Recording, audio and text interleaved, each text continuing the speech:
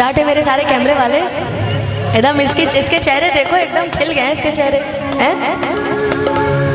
अखियां तहरे ही रहिया ताके गइलू कैसान रोग धरा के ई मिलन वाला तड़पे छन छन दिल हमार लागे कहीं ना। ओ साथी रे तेरे बिना भी क्या जीना, हो तेरे बिना भी क्या जीना। वहाँ पे कोई प्रॉब्लम हुई है शायद।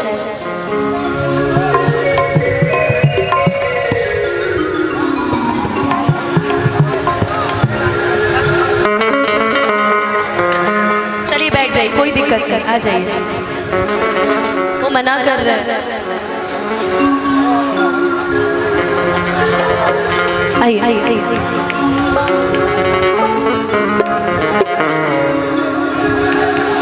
अखियाँ सोचा दिल के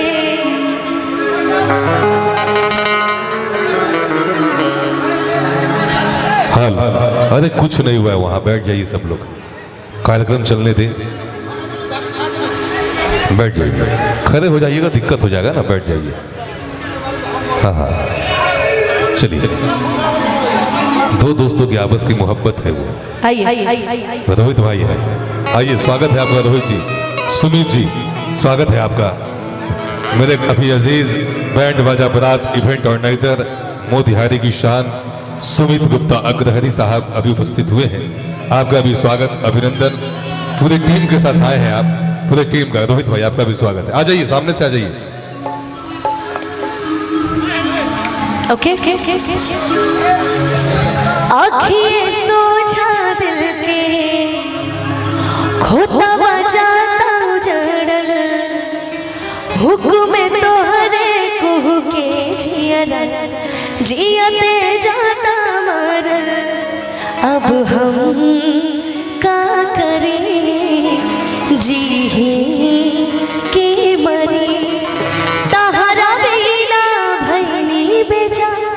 तू ही तहवजान हो, तू ही तहवजान हो, तू ही तहवजान हो, तू ही तहवजान हो। अखिए सोचा दिल के खोता बजाता उजड़ल हुक्म तोहरे कुहू के जियरा जियते जाता मरल। अब हम का करें जी की मरी तोहरा बिना भैनी बेजान। तू ही तहवजान हो, तू ही तहवजान हो, तू ही तहवजान हो, तू ही तहवजान हो।